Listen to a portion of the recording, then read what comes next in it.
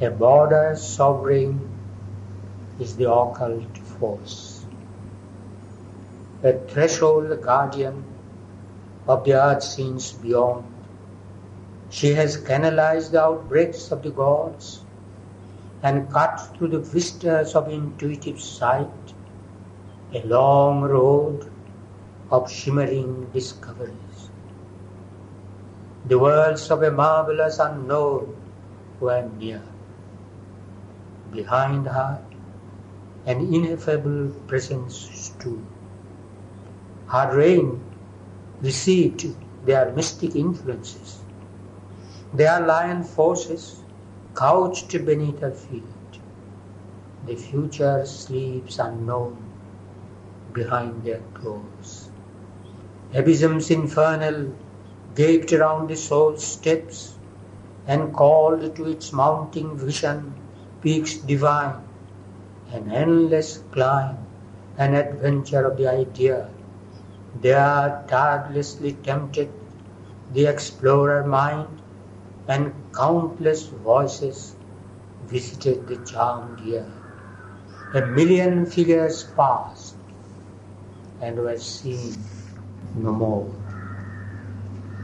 This was the forefront of God's thousandfold house, beginnings of the half-screened invisible. A magic porch of entry glimmering, quivered in a penumbra of screened light, a court of the mystical traffic of the worlds, a balcony and miraculous facade. Above her lightened high immensities, all the unknown looked out from boundlessness. It lodged upon an edge of hourless time, gazing out of some everlasting now, its shadows gleaming with the birth of gods, its bodies signaling the bodiless, its foreheads glowing with over soul, its forms projected from the unknowable, its eyes dreaming of the ineffable, its faces staring into eternity. Life in him learned its huge subconscious rear. The little fronts unlocked to the unseen vast. Her gulfs stood new. Her far transcendences flamed in transparencies of crowded light. A giant order was discovered here, of which the tesseract and extended fringe are the scant stuff of our material lives. This overt universe, whose figures hide the secrets merged in superconscient light, wrote clear the letters of its glowing code. A map of subtle signs surpassing thought was hung upon a wall of inmost mind, illumining the world's concrete images into significant symbols.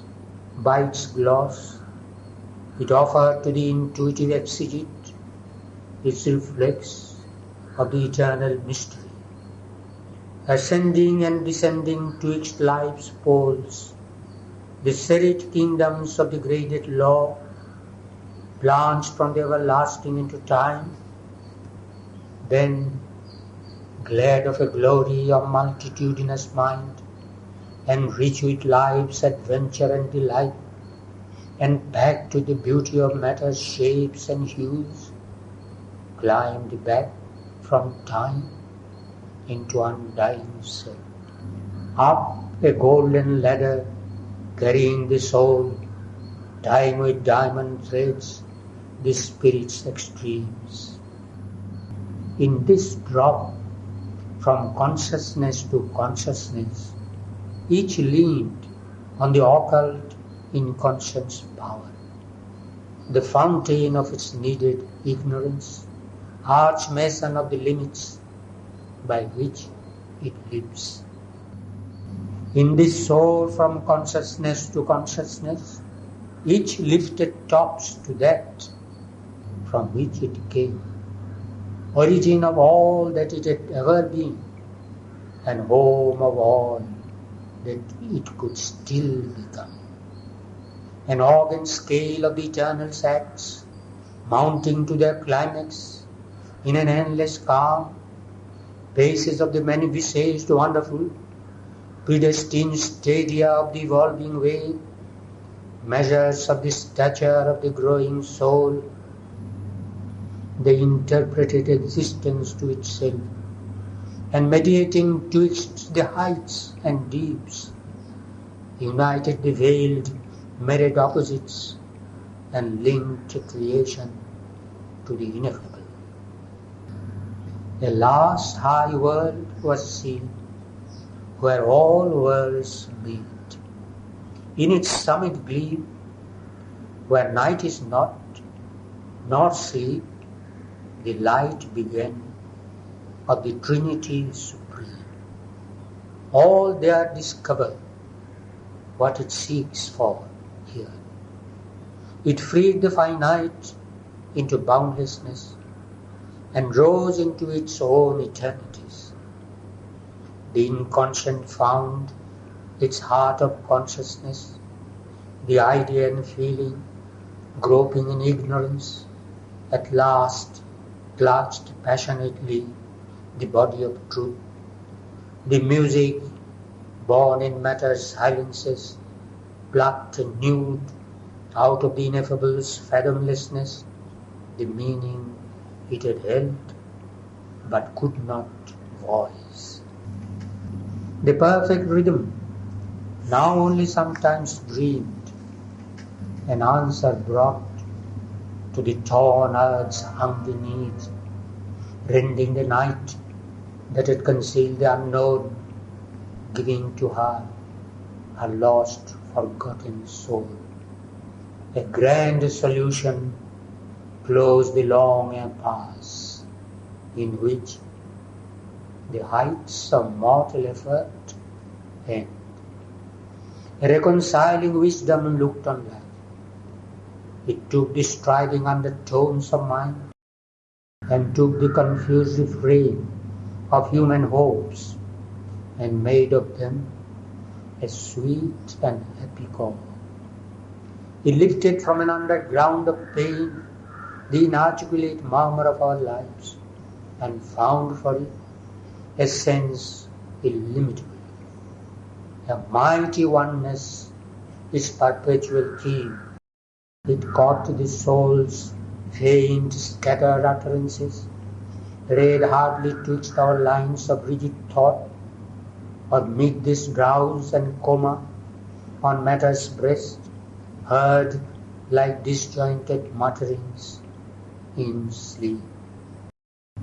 It grouped the golden links that they had lost and showed to them their divine unity, saving from the error of divided self, the deep spiritual cry in all that is.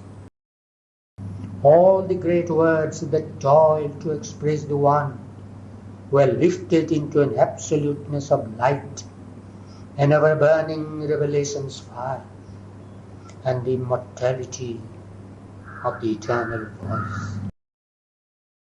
There was no quarrel more of truth with truth. The endless chapter of their differences, retold in life by an omniscient scribe, traveled through difference towards unity. Mind's winding search lost every tinge of doubt, led to its end by an all-seeing speech that garbed the initial and original thought with the finality of an ultimate phrase. United were time's creative mood and tense to the style and symptoms of identity. A paean swelled from the lost, musing deeps, an anthem pealed to the triune ecstasies, a cry of the moments of the immortal's bliss.